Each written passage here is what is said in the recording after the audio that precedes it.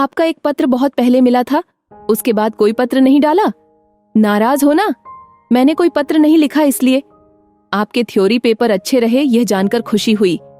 मैं एक भी पत्र नहीं लिख सकी क्योंकि पिंटू बीच में बहुत बीमार हो गया था और मैं उसकी बीमारी में एकदम पागल सी हो उठी थी। कुछ सूझता ही नहीं था और तुम भी पास न थे। अब काफी ठीक है, इसलिए आज पत्र लिखने बैठी हूँ। आपने लिखा है कि बीएससी करने के बाद आप एलएलबी करना चाहते हैं। देखो, नाराज ना होना। आदमी की आदत होती है कि बिना कुछ किए धरे, बिना कुछ सोचे बहुत से स्वप्न देखता है और अपने सपनों की दुनिया में खोया रहता है। आप एलएलबी के बारे में सोचने लगे जबकि अभी आपका रिजल्ट नहीं निकला है। देखो जी, बुरा मत मानना, मुंह से कोई न कोई बात ऐसी निकल ही जाती है और तुम नाराज हो जाते हो। मैं सोचती हूँ कि बीएससी करने के बाद तुम कहीं सर्विस के लिए कोशिश क्यों नहीं करते? फिर तुम साथ साथ एलएलबी भी कर सकते हो। तुम मुझे सर्विस करके दिखाओ ना, अपने लिए, मेरे लिए, हमारे पिंटू के लिए। सच्ची, मैं तुमसे अलग थोड़े ही रहना चाहती हूँ, लेकिन अब इसलिए ऐसा कह रही हूँ क्योंकि जीजी की बातें सही नहीं जाती। पिंटू की आंखों का सूनापन देखा नहीं जाता। पिंटू छोटा है ना, अभी समझता नहीं। दिन में पता नहीं कितने फेरी वाले घर के आगे से निकलते हैं और पिंटू कुछ न कुछ खरीदने के लिए मचल जाता है। और तुम तो जानते हो मेरा हाथ कितना तंग है। अम्मा जी से बार बार क्या मांगे? रोज चीख के पिंटू बाहर चला जाता है और जीजी के बच्चों को खाते देखता रहता है। छाती फट जाती है उसका चेहरा देख के।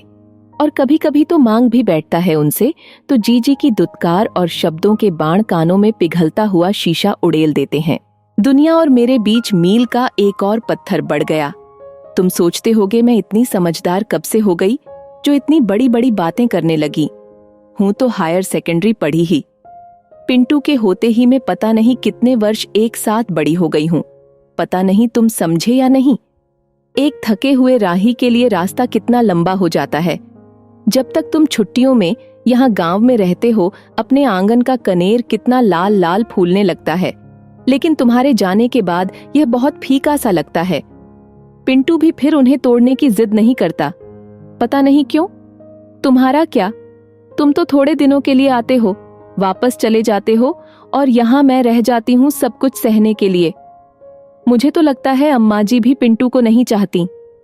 बेचारा दादी दादी कहता रह जाता है।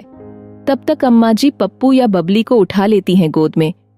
जिद करने पर मैं भी खींच कर लगा देती हूँ दो चार और चीखती हूँ, क्यों जाता है उनके पास? तू ही भर तो है दादी का लाडला, खूब गोदी लेती है ना, जा मर।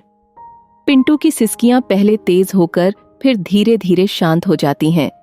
मुझे लगता है कि अब पिंटू भी मार खाने का आदी हो गया है।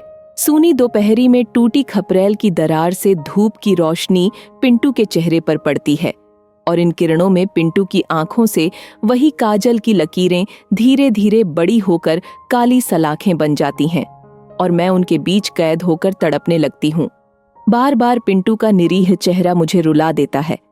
आखिर कब तक हमें यूं दूसरों का मुंह ताकना पड़ेगा? लेकिन सच्ची, तुम जितना चाहो पढ़ो, एलएलबी करो, एमएससी करो, लेकिन मेरे लिए न सही, कम से कम पिंटू के लिए सोचो। और चाहे तो न भी सोचो, पढ़ो, खूब पढ़ो। गुस्से से नहीं, मन से कह रही हूं। क्या मैं नहीं कुछ कर सकती? मैं ही कोई सर्विस या जो भी कुछ काम मिले कर लूंगी, लेकिन अब यहाँ गांव में नहीं रहूंगी। सोचती हूँ जीजी इतना इतराती क्यों है? सिर्फ इसलिए ना कि भाई साहब सर्विस में हैं और तुम अभी बेकार हो, पढ़ रहे हो। पिछले साल सोचा था कि अब आपका बीएससी पूरा और अब मेरे सपने धीरे धीरे पूरे हो जाएंगे, लेकिन किस्मत की बात आपका रिजल्ट अच्छा न रहा और मेरी सपनों की। रात को सोती हूँ तो जाने कैसे कैसे सपने आते हैं और घबरा के उठ बैठती हूँ। पूरी रात आंखों में कट जाती है। यहाँ अपने गांव में अपने घर के पास के फूल जाने कितने लोग चुन के ले जाते हैं, लेकिन मैं जब भी गई मेरा हाथ एक गुलाब के साथ दो चार कांटों की खरोंचे जरूर लाता है। अपनी किस्मत ही ऐसी है शायद। अब यही मायके में हूं, अभी तक तो सुख से ही हूं, लेकिन सोचती हूं आखिर कब तक?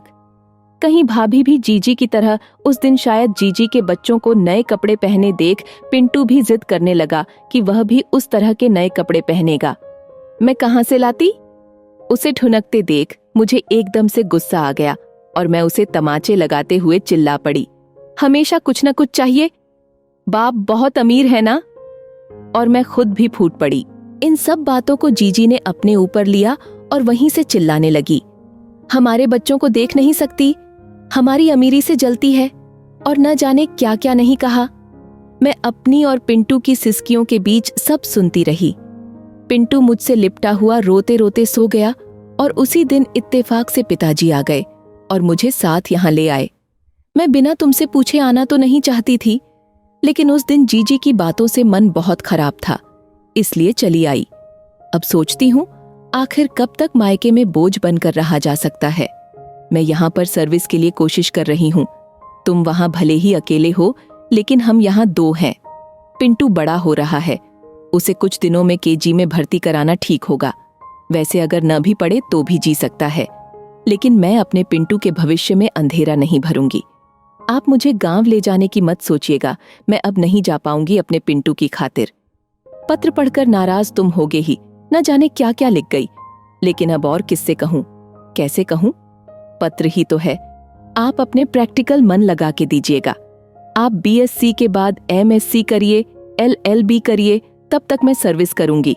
भगवान चाहेगा तो किसी न किसी तरह चल ही जाएगा। गांव जाएं तो अम्मा जी को प्रणाम कहिएगा। अब क्या लिखूं? वैसे भी इतना सारा लिख गई, अपनी तबीयत का ख्याल रखकर पढ़ाई करना।